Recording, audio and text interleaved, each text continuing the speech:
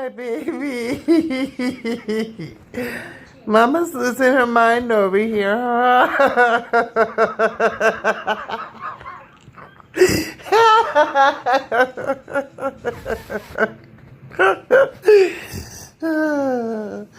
You're so sweet, baby girl. I love you so much. Yes, I do. I love you so much, Mama.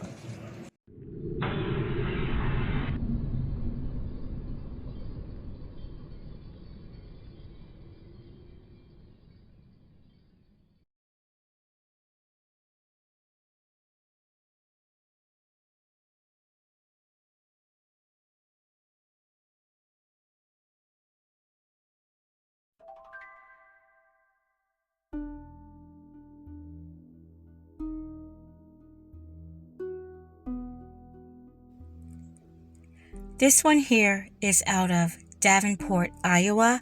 It happened June 30th, 2025. Jennifer Webster, 49 years old.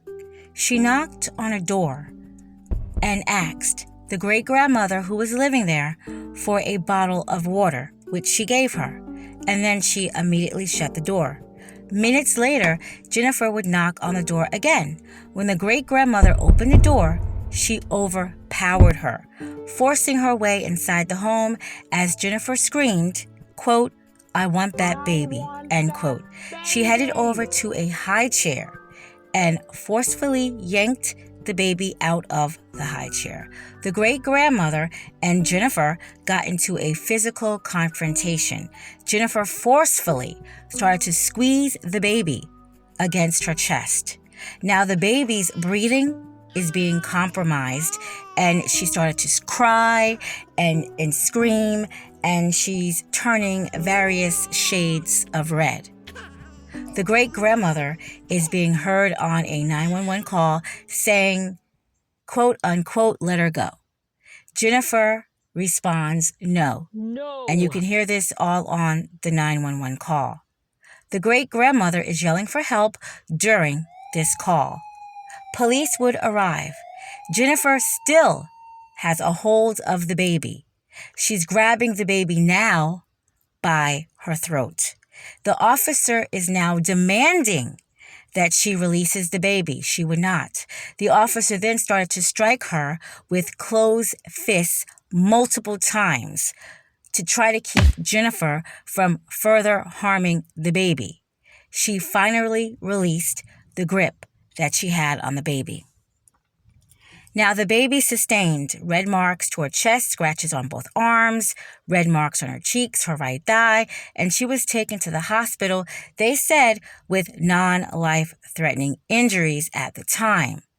Now, the baby is 11 months old, because if the baby was a lot younger, with the way this wild woman was acting, I believe that baby would have been seriously injured, if not very life-threatening. I'll just put it that way.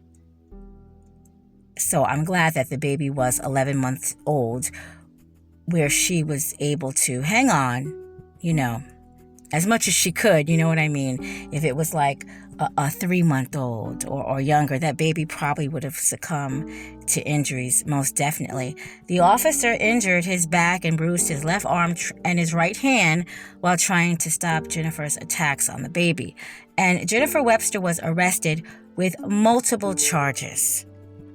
And she has a preliminary hearing that's on July 11th, this Friday. Now, the unsettling part of this story to me, the whole thing is unsettling, is these two women do not know one another.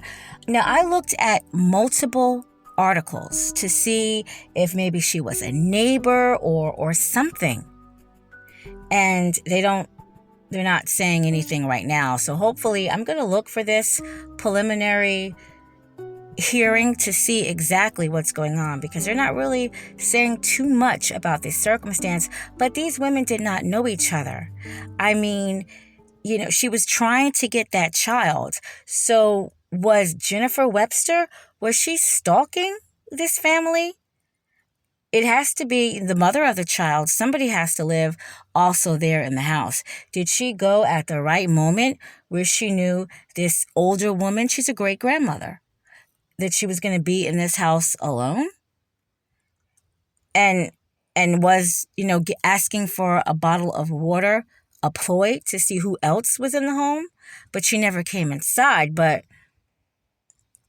I guess if there was somebody younger there at the house, they would have more than likely answered the door. This is just what I'm trying to figure out here on my own. But this is a very crazy story.